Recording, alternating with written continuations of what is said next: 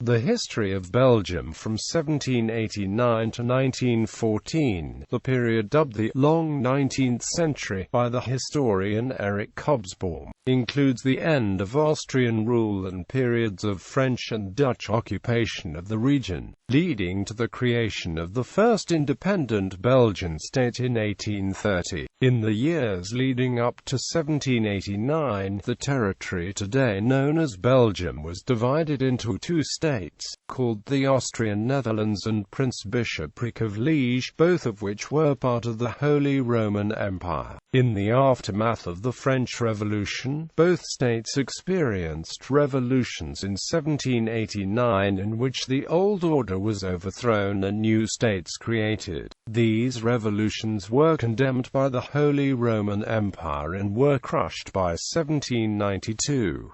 The territory was only briefly regained, however, as the area was captured by the French during the French Revolutionary Wars and incorporated into the French First Republic. This French period lasted roughly from 1794 to 1815.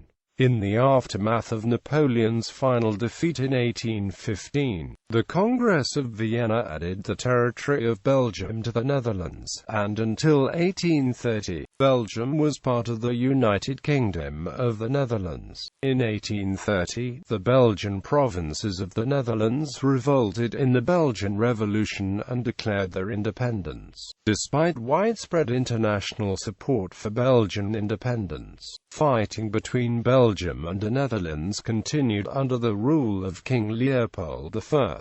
Belgian independence was finally recognized by the Dutch in 1839. Under Leopold I's reign, Belgium remained relatively stable and was only lightly affected by the revolutions of 1848.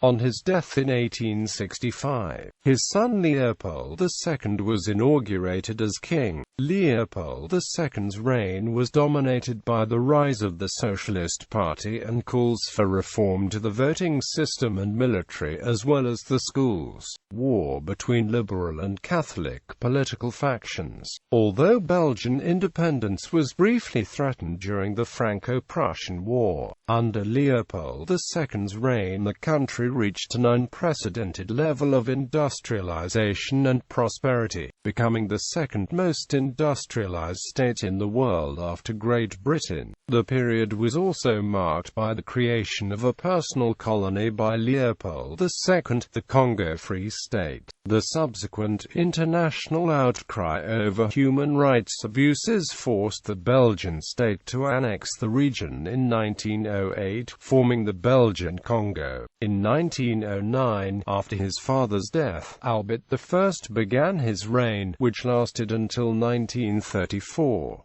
In the years leading up to the First World War, the process of military and voting reform begun in the 1880s was finally completed. Despite declaring neutrality, Belgium was invaded by the German Empire in August 1914, beginning the country's involvement in World War I. The long 19th century saw profound cultural and economic changes in Belgium. The Industrial Revolution, which began to take effect in Belgium during the period of French rule, transformed the region's economy over the course of the period. By 1914, Belgium was acknowledged as one of the most densely industrialized countries in Europe, with notable coal mining and manufacturing industries. The period saw the gradual decline of the various dialects spoken in the country and the establishment of two distinct language groups, French in Wallonia and Dutch in Flanders.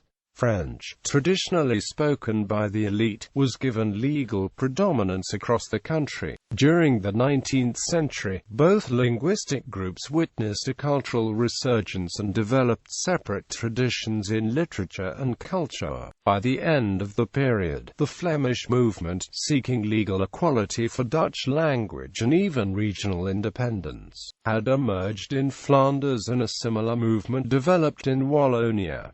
general aspects, geography and demographics. The territory of Belgium varied little over the period. Belgium's border with the Netherlands was almost the same as that which had been created after the Dutch revolt in the early 17th century, and its western border was almost the same as those of the 18th century polities, the Austrian Netherlands and Prince-Bishopric of Liège. It was only after the French annexation of 1795 that the territory became a single entity. In the 1830s, Belgian revolutionaries sought to create an independent state within the borders of the 9 provinces that had been established under French occupation, while ending the traditional roles of the small duchies, princedoms and counties which had traditionally been the basic territorial units. Aside from Zeelandic Flanders, part of Luxembourg and northern Limburg, which were ceded to the Dutch, compensate for the loss of the rest of the territory. The outline of Belgium in 1914 was virtually identical to that established by the French in 1795.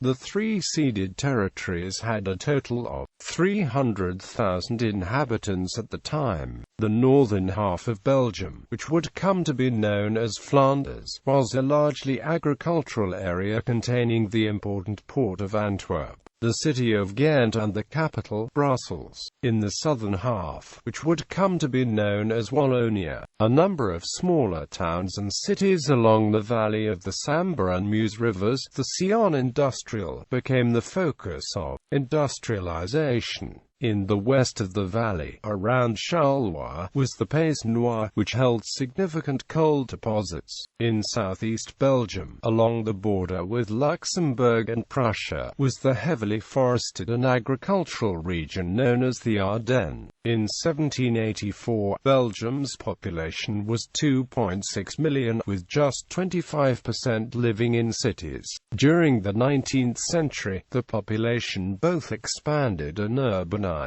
Between 1830 and 1875, the population of Brussels grew from 100,000 to 180,000, and by 1910 the population of the metropolitan area soared to 750,000.